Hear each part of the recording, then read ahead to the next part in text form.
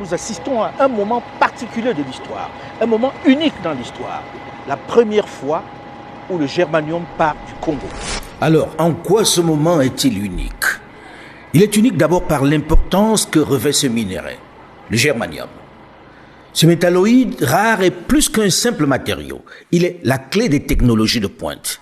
Dans les secteurs militaires, aérospatiaux ou encore les télécoms, le germanium est au cœur des innovations qui façonnent le futur. Il alimente les cellules solaires de satellites, des systèmes de vision nocturne pour la défense et garantit la transmission rapide des données via la fibre optique.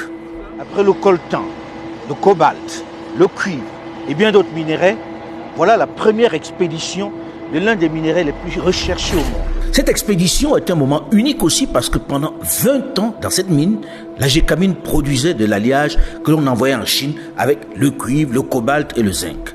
C'est là-bas qu'il faisait la séparation, ce qui diminuait considérablement les revenus. Cette fois-ci, et c'est cela la révolution dont on doit être fier aujourd'hui, même si l'on fait beaucoup de reproches justifiés à la Gécamine, il faut saluer le fait que c'est entièrement sur place, avec sa filiale STL à Lumumbashi, que l'on produit ce concentré de germanium qui prend la route aujourd'hui. Et autre révolution, autre nouveauté notable, pour passer du brut d'hier au concentré d'aujourd'hui, il a fallu investir plus de 70 millions de dollars américains. Des fonds qui, chose très rare cette fois-ci, sont venus entièrement du Congo. La Gécamine a apporté plus de 50% en fonds propres de ce montant et quelques banques locales ont apporté le reste.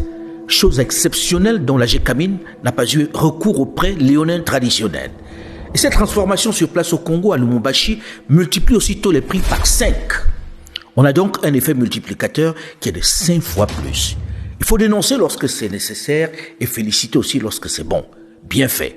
La Gécamine sur ce coup, sous la pression de l'autorité politique du président Félix Tshisekedi, peut maintenant produire du concentré de germanium à 0,5%. Et c'est une véritable révolution à laquelle nous, d'Afo Média, avons assisté en direct parce que figurez-vous que toute la production mondiale de germanium, que l'on ne retrouve que dans 3 pays au monde, la Russie, la Chine et la Mongolie intérieure, est de 180 tonnes. Et le seul Congo démocratique va compter pour 30 tonnes. Une manne considérable lorsque l'on sait que la tonne de germanium sur le marché vaut 2 200 000 $ pour l'instant. Ce marché s'excite et risque de grimper encore parce que, en raison de la guerre industrielle entre les États-Unis et la Chine, Pékin a décidé de ne plus vendre son germanium aux États-Unis d'Amérique en réponse aux restrictions des sanctions imposées par Washington à la technologie américaine.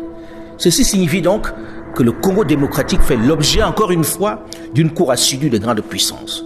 Ce premier pas de la RDC dans l'exportation du germanium renforce son rôle incontournable sur la scène mondiale. Encore une fois, le Congo est au centre des convoitises. Pour lancer les fusées, les satellites dans le monde, on a besoin de ce germanium. Pour fabriquer vos téléphones portables, vos drones que l'on utilise, on a besoin de ce germanium.